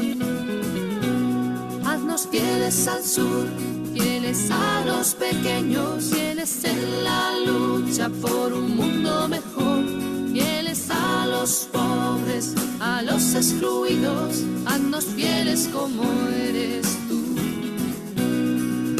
Fieles, fieles, cuando es de día y de noche también. Fieles, fieles, a tu lado contigo, por ti, para ti, en la calma y en la tempestad.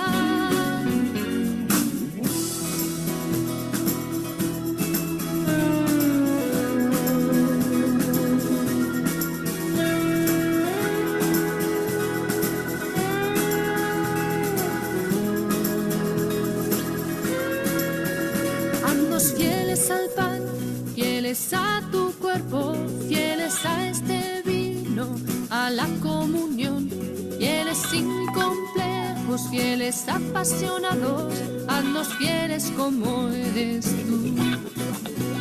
Haznos fieles al pan, fieles a tu cuerpo, fieles a este vino, a la comunión, fieles sin complejos, fieles apasionados, haznos fieles como eres tú. Fieles, fieles, cuando es de día y de noche también. Fieles, fieles, a tu lado contigo, por ti, para ti, en la calma y en la tempestad.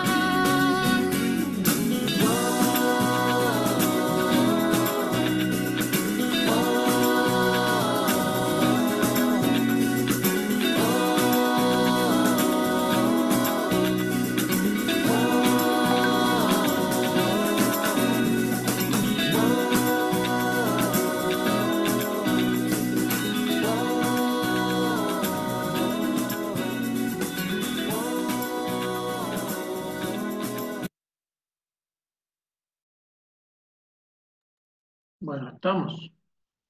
Ahí estamos, contales que la canción, Juan, La que canción es Fieles de Maite López, una cantante española. Tiene muchos temas lindos. Ahí vi que le pedían a Agustín algún material sobre sínodos, seguro ahora cuando venga él lo dirá, pero en la página del sínodo están los materiales que se han mandado para trabajar en las comunidades, que tiene el marco y las preguntas para poder trabajar, las pautas para armar los grupos y todo lo de la conversación espiritual también está ahí, como muy práctico para que quien lo agarre lo pueda hacer en su comunidad. yo por mi parte les voy a pasar una entrevista que le hicimos a Agustín hace poquito, con motivo también de esto, algunos la habrán visto. Ahí les paso la entrevista en Vida Nueva, en la revista Vida Nueva. Digo porque les suma a todo lo que él se está diciendo, ¿no es cierto? Luego también Agustín en esto que se llama Hablemos de Teología, todos los días hace una reflexión y hace poquito nos sorprendió porque ya lleva 500 reflexiones, así que está bueno también que se metan en el Instagram y vean las reflexiones de él. Una de las cosas que por lo menos a mí en lo personal, que ya les dije que soy grande, con acumulación de primaveras, es esta frescura, ¿no? Y esta facilidad que tiene la gente joven para hablar, para decir, para no tener miedo de hablar. Y me parece que tiene que ser contagioso. Eso está bueno para todos, ¿no? Que perdamos el miedo. Bien. ¿Alguien quiere decir algo? Que levante la mano mientras lo termina. Ahora ya vuelve Agustín, que no sé dónde está. Ahí. ¿Qué hacemos los que no tenemos Instagram? Tiene Facebook también. Claro, lo puedes tomar de Facebook. ¿Tenés Facebook? No sé quién habló. Raquel, Raquel. lo di de baja al Facebook. Ah, Raquel, Facebook. ¿Tenés Facebook? Lo di de baja al Facebook. Bueno, alguna vas a tener que abrir, alguna red vas a tener que tener. Raquel pone, si quieren, ustedes todos pueden poner los teléfonos, de algunos tengo, pero no todos los que están aquí. Si ponen los teléfonos en el chat, yo los copio y ya me los quedo para mandarles cosas, ¿sí? Eso es algo que podemos hacer. Bien. Bueno, ¿alguien quiere empezar a compartir este, qué, qué le pareció todo esto que nos dijo Agustín? Y si tiene alguna pregunta, digamos, No que... sé si me escuchan. Sí, Sí. Alicia, ¿cómo estás, Ah, Ali? ¿cómo están? Qué Un bueno abrazo verte. enorme, Juan, Lucre y a todos los que están participando. Tuve que perderme un ratito porque, bueno, había surgido un inconveniente en casa, llegó el técnico de la heladera, así que ahora me cambié al celular porque no sé por qué la compu se desconfiguró, pero bueno, siempre hay alguna herramienta para estar comunicados. Súper interesante. Yo venía haciendo también una memoria de todo lo que Agustín estaba expresando y la verdad que voy a ser muy honesta. Llevamos un tiempo alejados de nuestro servicio ministerial a raíz de todo esto que él enumeró. O sea, una iglesia que se dice de puertas abiertas, una iglesia que no sale, una iglesia que el sacramento es una aduana, eso fue lo que de alguna manera comenzamos a vivir, no estábamos un poco de acuerdo, y por otro lado, una iglesia que no es comunidad. Entonces, cuando no se practica primero desde adentro para poder salir, es muy difícil que la iglesia siga creciendo y siga cumpliendo su misión. Entonces, particularmente entendí que, que los ministerios están en otro lado también, no necesariamente dentro del edificio, sino que en la vida cotidiana. Y a eso nos estamos dedicando con mi esposo, de alguna manera, por lo menos tomándonos un tiempo y esperando la oportunidad de poder tener estos diálogos. Estos diálogos son los que nos hacen crecer y nos hacen pensar en una iglesia diferente, una iglesia actualizada, una iglesia que sea para todos, que no estemos señalando. Sabemos todos que estamos en tiempo de muchísimos cambios y, y tenemos que adaptarnos, no nos podemos quedar en el tiempo. Las catequesis se tienen que adaptar. Hoy hay nuevos modelos de familia, hay diferentes situaciones que se van presentando en cada familia, y si nosotros desde la catequesis no estamos en condiciones de acompañar, creo que o tenemos que retroalimentarnos o tenemos que de alguna manera buscar herramientas para poder estar a la altura de los tiempos y de las circunstancias. Eh, por eso es que tenemos que ser un poquito más, no decir todo que sí, no porque tenemos un sacerdote adelante, un sacerdote es un hermano nuestro. Yo siempre digo que la dignidad de ese sacerdote es igual a la mía frente a Dios por el solo hecho de ser bautizado. y eso algo que toda la vida sostuve y que sigo sosteniendo, ¿no? Cada uno tiene su misión en la vida, la nuestra fue el matrimonio, fue nuestra familia, y en eso hemos tratado de ser fieles, ¿no? Pero creo que tenemos la misma dignidad y lo veo a ese sacerdote como a un hermano. El problema es cuando se ve al sacerdote como si fuera el mismísimo Dios. Entonces ahí estamos en problemas, y en serios problemas. Entonces, bueno, pero me interesó mucho esta charla, me interesa mucho todo lo que viene de Francisco, sobre todo de Agustín, que veo que lo estudia, que lo transmite, que nos hace mucho más fácil comprenderlo. A veces no nos dan los tiempos de toda la lectura, de la infinidad de cosas que nos va trayendo Francisco, pero de alguna manera esto sintetiza un poquito y nos va marcando un poquito el camino y el rumbo. Y la verdad que estoy absolutamente de acuerdo y, y bueno, quisiera una iglesia renovada, una iglesia que esté a la altura de las circunstancias. Estamos con estructuras caducas, estamos con cosas que ya no tientan, ya no invitan, no hacen partícipe al común de la gente, y la verdad que nos tenemos que hacer un mea culpa y nos tenemos que sentar a discutir profundamente estas situaciones, y también en los últimos tiempos participando de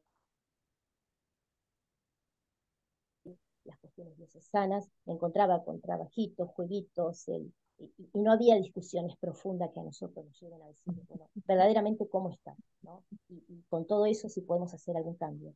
Pero no obstante eso, seguiré buscando respuestas, seguiré buscando herramientas para poder seguir siendo Lola, parte de la iglesia, aunque no estemos dentro del templo. Eh, Ali, Perdón, gracias, absolutamente gracias. sincera. No No, puedo con esta cosa. no, está buenísimo, realmente está buenísimo. Vos nos conocemos, sabemos las cosas que compartimos entre varios de los que estamos aquí presentes, y realmente está muy bueno que vos puedas expresar todo eso. Alicia, durante 20 años, más o menos, fue guía en el Vía Christi de Junín de los Andes. Es decir, que se conoce no solo a todo Junín de los Andes y la diócesis, sino que se conoce a mucho del turismo religioso que nosotros recibimos en Junín de los Andes, en la provincia de Neuquén. qué Así cosa que hermosa que es. hermoso, Yo maravilloso, he estado hace unos años, es hermoso. es precioso. No, Yo te además, quería... acompañando Mm, retiros, mientras fui catequista, todos en mis grupos siempre me llevé más con los padres, o sea, mm, me llegaba más, y, y siempre ese día Cristi es una catequesis completa, o sea, mm, haciendo de acuerdo. meditaciones, Hermoso. estando hasta 8 o 9 horas de trabajo con las familias, muy enriquecedor, saliéndonos del librito, de esa estructura que teníamos, sino que yéndonos a la realidad concreta, que es lo que plantea prácticamente la obra, ¿no? Porque va planteando nuestra historia reciente, es intercultural, es interreligiosa, Ujú. es el Padre Dios mirándonos a todos en igualdad de condiciones. Bueno, esa es la iglesia que anhelo y la iglesia que quiero, pero lamentablemente, bueno, habrá que tomarse un tiempito y esperar que se renueven algunas cosas, sinceramente. ¿Cómo Gracias, se, Alicia. Es un gran testimonio el que acabas de dar, y por lo menos yo no solo lo tomo, sino que suscribo todo lo que dijiste. Lo que le quería pedir a Agustín es, vos nos dijiste 5 claves de Francisco, la primera, la misericordia. ¿Podríamos reforzar esas Sí. 5 claves? Sí, hay más, ¿eh? Esto es una opción que hago Sí, yo, que me parece está que bien. un amigo me ha dicho, vos que sos franciscólogo, y a partir de ahí me quedo como franciscólogo. Muy bueno. Sí, entonces sí, sobre todo por lo de los 10 años, vieron ahí que hubo que Mm, pensar un poco en las estructuras. ujú, Bueno, yo creo que sí, el primero es habernos recordado que Dios es misericordia, ¿no? Que la noción de Dios es misericordia, que el nombre de Dios es misericordia por todo esto que decía antes, ¿no? Porque me parece que en el fondo choca con los modelos de vida que nos presenta hoy el mundo, ¿no? La misericordia, siempre digo esto, ¿no? O sea, la meritocracia, ¿se entiende, no? Que no es lo mismo que el mérito, son cosas distintas. Una cosa es el mérito y otra cosa es la meritocracia, ¿no? Ujú, La meritocracia es considerar a la persona por su mérito. Entonces se considera al ser humano en base a su mérito cuando ujú, sabemos que no existe, porque la igualdad de oportunidades no existe, es mentira la igualdad de oportunidades.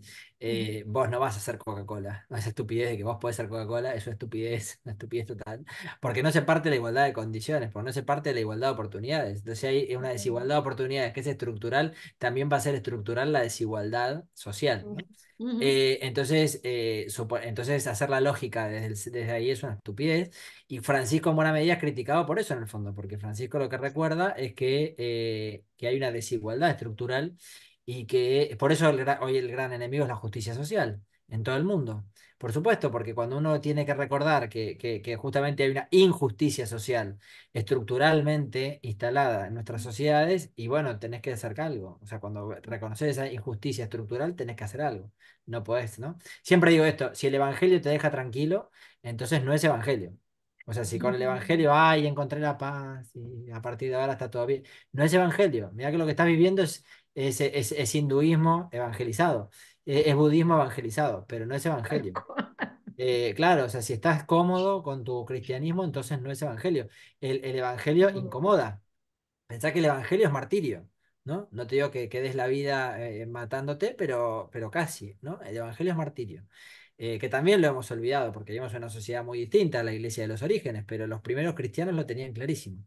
El Ujú, evangelio es martirio, y martirio real, o sea, te tiran a las fieras. Entonces, no olvidarnos eso, ¿no? Que es exposición, que es inquietud, ¿no? Y siempre digo esto, este tipo de charlas, conversaciones como estamos teniendo ahora, y si alguno se quedó inquieto y algo de lo que dije le molestó, buenísimo.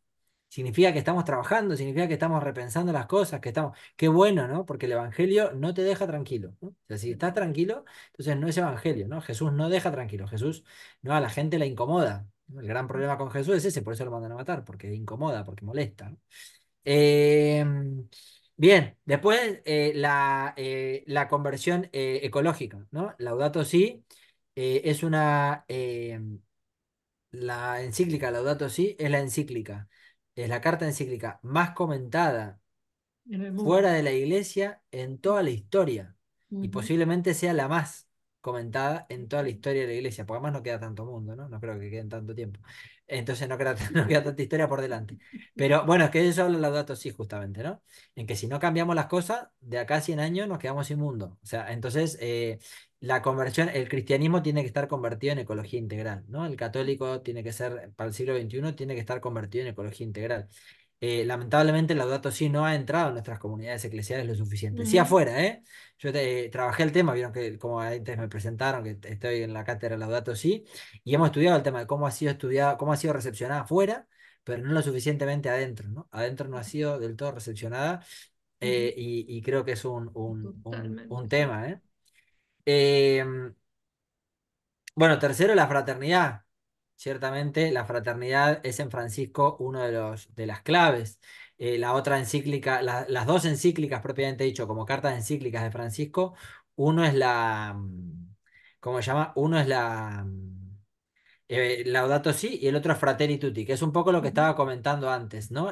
Francisco no lo inventa, ¿no? La fraternidad es constitutiva del cristianismo, ¿no? Lo primero que No, reconocemos al decir que inventa. somos hermanos, que rezamos Padre Nuestro, lo primero que reconocemos es lo primero es la filiación, Padre, y lo segundo, que somos hermanos, porque es nuestro, no es Padre mío. Digo, a propósito decía esto, ¿no? Muchas veces alguno por ahí reza Padre mío que estás en el cielo, ¿no? Pero la oración es Padre Nuestro, es decir, lo primero que reconocemos es la afiliación y lo segundo que reconocemos es la fraternidad, que la tenemos que construir, ¿no? Y eso también es un problema y eso también creo que a Francisco le ha valido mucho conflicto, porque Francisco nos recuerda que no somos ciudadanos que generamos relaciones contractuales, ¿no? El No, mundo hoy en día nos quiere vender que somos todos individuos que tenemos que tratar de subsistir. Nada más alejado de la visión cristiana. En la visión cristiana somos todos hermanos, ¿no? En la visión cristiana, primero somos hermanos. Con lo cual, claro, es un problema, porque, porque yo me tengo que hacer cargo del otro, y del otro me tengo que hacer cargo como un hermano, ¿no? Ahí, si se quiere, la parábola, Francisco le propone la parábola del buen samaritano a... Francisco le propone la parábola del buen samaritano ¿cómo se llama? A la humanidad en Fratelli Tutti. Nosotros, claro, que por ahí conocemos la parábola del buen samaritano, la hemos leído quién sabe cuántas veces. Francisco, en una encíclica, que las encíclicas están destinadas a cristianos y no cristianos, Ujú. le propone y le cuenta la parábola completa. Si no han leído Fratelli Tutti, también les recomiendo que lo lean, especialmente el capítulo del buen samaritano. Se llama Un extraño en el camino, se llama el capítulo. Es maravillosa la interpretación que hace de la parábola y cómo se la cuenta a gente que quizás no la ha leído nunca, que no la ha escuchado nunca. Bueno, es maravilloso. Así que en este sentido los invito a conocerlo, ¿no? Cómo trata la fraternidad, que es lo que nos recuerda, ¿no? Y que todos en el mundo vivimos para esta fraternidad, es decir, que todos en el mundo estamos interpelados por esta misma, ¿Te por esta parece? misma lógica, ¿no? Por la lógica de la fraternidad, que somos todos hermanos. Eh, no sé dónde me quedé. No, cuatro. Cuarto. ¿Cuántas dije Cuatro. ya? Tres. Dijiste tres. Ah, dije tres. La cuatro es la sinodalidad. Ujú. Eh, la sinodalidad, bueno, ya lo hemos comentado, ¿no? Me parece que la sinodalidad es uno de los temas fundamentales que Francisco plantea justamente para la noción de la iglesia en el siglo XXI. Esto es lo que hemos conversado hasta ahora. Me parece que es fundamental porque, voy a decir algo que por ahí, espero no escandalizar a nadie por lo que voy a decir, pero porque por ahí con Francisco pasa algo que sobre todo en Argentina, que no termino de entender por qué hay tanto odio, o sí, por todas estas cuestiones que vengo diciendo. De Francisco van a hablar los libros de historia de la iglesia. Los manuales de historia de la iglesia, los manuales breves, yo que manejo mucha bibliografía de historia de la iglesia, porque doy clase y todo esto, busco manuales, vieron, más bien breves, y no están nombrados todos los papas y toda la historia, están nombrados los más representativos, los más importantes. Mal que nos pese, porque nos parece que nuestra vida y a partir de ahí de nuestra vida juzgamos todo. Después del Concilio Vaticano II, del Papa que van a hablar es de Francisco. Ujú. Del Papa que van a hablar, los libros de historia es de Francisco van a hablar. Está bien. Eh, Desde Está luego que bien. de Benedicto XVI dirán algo, como el Papa que renunció, de Juan Pablo II quizás digan algo, quizás no, porque para la trascendencia que ha tenido para nuestra vida personal sí es muy importante, pero para la historia de la Iglesia global, la historia de los 2000 años, no tanto. Después del Concilio Vaticano II, el Papa que se va a nombrar es Francisco. Y el gran legado que deja Francisco a la historia de la Iglesia es la sinodalidad. Por eso quizás no somos del todo conscientes de lo que está pasando, del cambio de época que estamos viviendo en la iglesia, pero es importante que empecemos a ser protagonistas porque va a cambiar y la historia esta va a cambiar. Yo sé que Eh, y por último, el tema del pueblo, la noción de pueblo. Ujú. Para mí hay algunos que dicen discernimiento, y tengo un amigo que me dice más bien hay que rescatar, me parece que discernimiento más que una categoría hermenéutica es una metodología, bien ignaciana por otra parte, bien Ujú. jesuita, porque él es jesuita y se le nota, ¿no? Permanentemente, el discernimiento es clave, pero me parece que es más una metodología transversal. Para mí sí el tema de haber recuperado el pueblo, la noción de pueblo que está en el Vaticano II, que se olvidó en la eclesiología posterior al Vaticano II, pero en América Latina Ujú. sí se la valorizó la iglesia como pueblo de Dios, ¿no? Porque es algo que Francisco ya trabajaba como Bergoglio, sobre todo por lo que es la teología del pueblo argentina, que Ujú. Francisco la lleva al Vaticano y la pone como criterio universal. Me parece que porque la noción de pueblo horizontaliza, ¿no? Al estilo de la sinodalidad. La noción de pueblo nos hace a todos caminar juntos como pueblo de Dios que peregrina en la tierra. Entonces no hay uno adelante. Yo tenía un párroco que decía que él era el que llevaba espantosa metáfora, que él era el que guiaba el colectivo, él era el que manejaba el colectivo, todos estábamos en el colectivo y era el que nos manejaba. Bueno, espantoso, ¿no? Cuando Francisco dice, quiero pastores, ¿no? Quiero pastores que vuelan a pueblo y a calle, pastores que vuelan a pueblo y a calle, ¿no? Pastor con olor a oveja, lo que está diciendo es el pastor, eso estamos de acuerdo, ¿no? El pastor es el pastor, pero porque camina con las ovejas, ¿no? No el que les Ujú. dice a las ovejas por dónde ir. Porque de hecho ahí aparece, siempre digo, la parábola del buen pastor, también la hemos interpretado poco, ¿no? En la parábola del buen pastor, la que le marca el camino al pastor es la oveja perdida. La que le marca el camino es la oveja perdida. El pastor es el que deja las 99, el hermano mayor, muchos de nosotros, las 99, y va a buscar a la oveja perdida. Es decir, la que le marcó el rumbo al pastor es la oveja. O sea, la que le hizo salir de su lugar, la que lo hizo salir de su lugar, el pastor iba por su camino. El pastor tenía que pastorear y tenía que llevar a las ovejas a donde el pastor decía. El que le cambia el rumbo es la oveja perdida. El que le cambió el esquema es la oveja perdida. O sea, quiero decir, el pastor tuvo que cambiar su proyecto, su itinerario, para ir a buscar a la oveja perdida que se fue a otro lado. Le marcó el rumbo, ¿no? Entonces, cuando se habla de oveja perdida, yo esto lo hablaba cuando fue el tema de, vieron que muchas veces se habla de la oveja, del buen pastor y de la oveja perdida para hablar de la homosexualidad en la iglesia y demás, ¿no? Ojo con la parábola del buen pastor, digo, porque la parábola de la oveja perdida, Qué bien. la oveja perdida es la que le marca el rumbo al pastor, la que le dice, che, no es por ahí. Y las otras 99, que se jodan las otras 99. Ahí están, encerradas, cómodas en el corral. Ahí están. Anda a buscar la que está perdida. Entonces cambiá, ¿no? Cambiá lo que venías haciendo porque la oveja perdida. Bueno, perdón, me fui. Pero me parece que va por ahí. Y el discernimiento, claro que es clave, porque el discernimiento como herramienta, ahí surgió el tema, ¿no? El discernimiento como herramienta implica una nueva lógica de ser iglesia, porque para ser sinodalidad necesitamos discernimiento. No es lo que hoy me desperté y hoy tengo ganas de que hagamos tal cosa y lo hacemos porque yo soy el que manda más. No, no. Los procesos, iniciar procesos, el tiempo superior al espacio. Bueno, ¿vamos a tardar más tiempo? Vamos a tardar más tiempo, pero mejor dar pasos firmes. Sentémonos, discernimiento, ¿no? El discernimiento es clave. Y antes era, bueno, lo que el cura diga, ¿no? Esta lógica. Entonces no hay discernimiento donde hay obediencia, ¿no? Abyecta, sí, sí, claro, sí, señor, obedezco, sí, señor.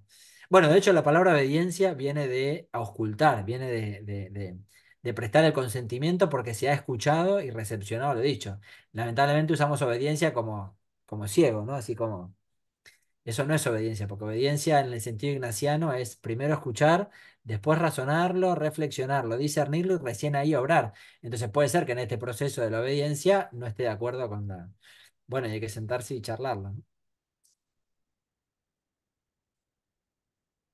Estás silenciada, Lucrecia. Estás muteada. Ahí están. Se nos está yendo un poquito el tiempo. Les quiero decir dos cosas. Una, que hubo una persona, Patricia R., que nos propone hacer otro diálogo sobre la noción de pueblo en Francisco, que no lo vamos a poder hacer ahora. En algún momento, Agustín, ya sabés que este canal está abierto. Cuando quieran. Le ponemos fecha, como hicimos esta Ahí vez. está, para el segundo Bien. cuatrimestre. La segunda cosa es, quiero compartir algo que me pasó a mí con las reflexiones de Cantalamesa ahora, de Raniero Cantalamesa, las reflexiones de Cuaresma, y en una de ellas, creo que fue la tercera, que es muy interesante, están en YouTube, las pueden escuchar, son 30 minutos, y la maravilla del YouTube es que lo ves al Papa Francisco sentadito en su silla de ruedas escuchando a Raniero Cantalamesa. Y una de las cosas que les dijo del Buen Pastor, por eso me acordé, es por un ratito, por una vez, hagámonos ovejas nosotros. Le dijo a todos los que estaban sentados ahí y a los obispos y curas de todo el mundo, por una vez volvamos a ser ovejas de Jesús. Con lo cual le situó de nuevo la jerarquía, ¿no? Por lo que vos decías. Muy interesante. Bueno, ¿alguien quiere hacer la última? ¿Quiere decir algo? La última pregunta. A ver, ¿alguien que le haya quedado algo pendiente? Yo antes de que nos separemos le quiero agradecer a Agustín y a Lucrecia y a todos los presentes. Pero muy claro y bárbaro, me encantó. Esta cosa de, bueno, puedo decir un poquito más, la cuestión comunitaria que es como lo decía Alicia, oh, es complicadita. A veces en la parroquia es complicadita, pero bueno, nada, todos lo sabemos, hay que ver cómo seguimos haciéndolo. Bien, Exactamente. surge. Sí, perdón. Perdóname, Lucrecia, una sola cosita que antes surgió, también lo escuchaban, que lo decía Alicia, el tema de también cómo nos ubicamos cuando practicamos la sinodalidad, cómo ubicamos también a los sacerdotes. Es muy importante esto porque muchos sacerdotes y muchos obispos le tienen miedo al tema de la sinodalidad porque piensan que eso que es perder autoridad. Sí, Y totalmente. entonces piensan que esto es una cruzada contra los sacerdotes y es todo lo contrario. Por eso hay que cuidar, me parece importante. No quiero caer en un clericalismo por esto que estoy diciendo, es todo lo contrario. Yo tengo muchos amigos curas, vienen a comer a casa, obispo, digo, estoy rodeado de curas, se imaginarán que en teología estás rodeado. Y como es, pero no clericalistas, ¿no? Porque el clericalismo es una enfermedad que está muy arraigada en la iglesia, y tanto curas como laicos somos víctimas del clericalismo, ¿no? Porque hemos sido criados en esa estructura, y entonces implica todo un proceso de deconstrucción. Y muchos sacerdotes y muchos obispos y muchos laicos tenemos que deconstruirnos en el clericalismo para construir una iglesia donde cada uno construya desde su ministerio, ¿no? Ese es el tema. Entonces me parece muy importante esto, ¿no? Cuando hacemos este tipo de cuestiones, no pelearnos. No, porque no tenemos que pelearnos, tenemos que construir juntos, ¿no? Y saber respetar y esperar los tiempos. Porque hay muchos que no están preparados. Hoy vemos seminaristas, pibes de 20 años, que son terriblemente clericalistas. Y tienen 20 años y son recién seminaristas. Bueno, aprovechemos el proceso de formación, ¿no? Para deconstruir, para construir juntos, eh, esperemos que no nos llegara a que sea demasiado tarde, ¿no? Entonces cuidemos también a los curas en este sentido, ¿no? En el acompañamiento de los procesos. Eso quería decir, pero para que no se entienda que esto es una batalla No, de contra el acuerdo. ministerio ordenado, para nada, al contrario. Cada uno en su lugar, ¿no? Bueno, lo primero para ir cerrando es muchísimas gracias, Agustín. Gracias por tu No, porque un disponibilidad. placer. Ya te vamos a volver a tener en algún momento a seguir con Amar. esto. Muchas gracias a los que se han conectado de tan lejos. Hay de Uruguay, de Colombia, hay de distintos lugares, además de los que estamos más cerca y demás. Muchísimas gracias. Voy a hacer lo que me pidieron, vamos a hacerlo, que es un grupo de WhatsApp pidieron. Así que si siguen poniendo los teléfonos, hacemos un grupo de WhatsApp. No hay Bueno, ningún problema. ¿Eh? Y sí, nada, invitarlos. No sé, Juanpi, sí. vos si querías decir algo más. No, no, gracias. Agradecer Gracias. a los que estuvieron, a los que lo van a escuchar después, y bueno, y Agustín, gracias. Bien. Los invito a que hagamos, aunque sea una oración breve, a la mamá María. ¿Eh? Hacemos una de María y nos despedimos. Y nos vamos contentos por todo lo que pudimos escuchar y compartir en este día. Gracias, Agustín, de nuevo. A Dios, ustedes. Dios te salve, María. Llena eres de Llena eres de gracia, gracia, el el Señor Señor es es Señor es contigo. contigo. contigo, Bendita tú Bendita bendita tú eres tú entre eres eres todas las entre entre todas mujeres, todas las las mujeres, mujeres, y y bendito es el bendito bendito es es el el fruto de tu fruto fruto de de vientre, tu tu Jesús. vientre, vientre, Jesús. Jesús. Santa Santa Santa María, María, María, Madre Madre Madre de de de Dios, Dios, Dios, ruega por ruega ruega por por nosotros nosotros nosotros pecadores, pecadores, pecadores, ahora ahora y y ahora en y la en en la la hora de nuestra hora hora de muerte. de nuestra nuestra muerte. muerte. Amén. Amén. Amén. Amén. Gracias y chao. Nos vemos, gracias, Nos hasta vemos, luego. gracias. Gracias, Chao, gracias. chao. Gracias, gracias. Juanpi, no te